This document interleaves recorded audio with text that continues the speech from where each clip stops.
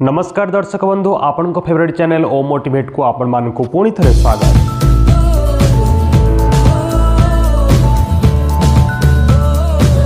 ये मन केतेबेले नचाए, केतेबेले कंदाए, केतेबेले फसाए, केतेबेले अटकाए, केतेबेले भटकाए। मन ही परम मित्र एवं मन ही परम शत्रु। मन कथा मानी मनीष कांदे। मन अनुसार निज मन अनुसार करने को चाहिए जेकोसी भी काम मनीष सेतेबेले बहुत खुशी होता है, किंतु परे बहुत पछताई थाए। जदि मनीष निज विवेक कथा शुणी न थाए, मनीष निज आत्मकथा मानि न थाए, सेतेबेले मन मनीष को काबू करनिए। मनीष मन कथा शुणी शुणी निज को खोखला कर दिए। समस्ते हुअन्ति मनर गोलाम, समस्ते हुअन्ति मनर गोलाम, किंतु मनर गोलाम साजी साजी सबु बेले बंचिबा केते दूर ठीक। जदि आमे थरे विवेक को जागृत करिबा ताहले मन ऑटोमेटिक हारी जीव। मन निश्चित भाव रे हारी जीव। मन केबे भी तुमको हराई पारिबो नाही।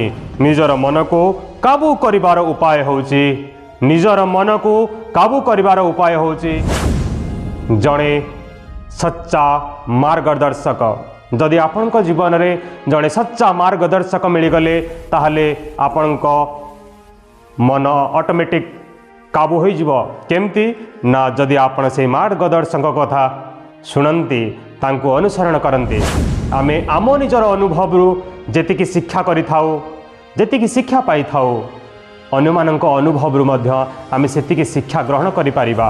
एमिति नुहे कि आमे केवल भूल कले एवं आमे आमर निजर मन कथा मानिले, शेष रे कांदिले, शेष रे पछताइले एवं आमे एई अनुभव रु जहाँ शिक्षा कले सेतिकी यथेष्ट नुहे। बेले बेले आमको अन्य मानक अनुभव रु मध्य शिक्षा ग्रहण करिया को पड़ी थाए।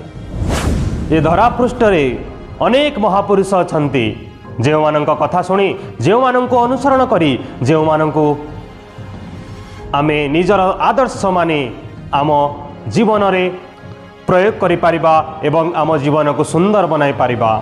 कहीं आमे से भली लोक माननकु मानिबा, कहीं आमे से भली लोक माननकु अनुसरण करिबा जेउ माननक जीवन खोखला होई थाए, जेउ माने केवल नकारात्मक विचार समाज रे प्रचार प्रसार करंती, से माननक कथा सुनी आमर जीवन मध्य खोखला होई जिवो। सब बेले अन्य मानकर निंदा करुथुवा लोक आउ समाज रे अश्लील चिंताधारा, अश्लील विचार एवं निम्न मानर विचार प्रसार प्रचार करुथुवा लोक माननकु जो माने अनुसरण करंती, से माने परिशेष रे बहुत हतादर होई थांती। मन एमिति गोटे बड़ बहुरूपी जे नचाई थाए, जे कंदाई थाए, जे भटकाई थाए, जे आपणक लक्ष्य स्थल को पहुँचवा पूर्व आपणको अटकाई थाए, बारंबार आपणको तल को खसाई थाए। मनीष भूल करिबा स्वाभाविक, मनीष भूल करिबा स्वाभाविक, मन कथा मानी विचलित हवा स्वाभाविक, किंतु बारंबार मन कथा मानी बारंबार तलू को खसिबा यह सठिक नुहे, यह बिल्कुल भी ठीक नुहे। तेणु मनीष को यथा संभव निजर विवेक कथा शुणा उचित, कारण विवेक आमको जिताई थाए, विवेक आमको आमर लक्ष्य स्थल आड़ को नहीं जाई थाए, आमको मजबूत करि थाए, आमर निजर जीवन को सुंदर करि थाए, एक आदर्श मानव बनाई थाए। मनीष केबे ना केबे कौनसी ना कौनसी धोखा खाई थाए, ठोक्कर खाई थाए निजर भूल पाई। मन कथा मानी से जो रास्ता रे जाऊ थाए से रास्ता ता पाई ठीक नुहे। आम जीवनर भूल, आम जीवनर किछि गोटे अनुभूति आमको जेतिकी शिखाई थाए, अन्य मानक अनुभूति मध्य आमे शिखि पारिबा। भल लोक मानक ठारु भी आमे शिखि पारिबा, खराब लोक मानक ठारु भी आमे किछि किछि शिखि पारिबा। एमिति कौनसी मनुष्य नुहे जहाँ मनरे केवल भूल चिंताधारा अच्छी, से मनरे किछि भल कथा भी अच्छी। तेणु दुनिया रे प्रत्येक जिनिसरू प्रत्येक लोक मानक ठारू आमे किछि ना किछि शिखिबा दरकार।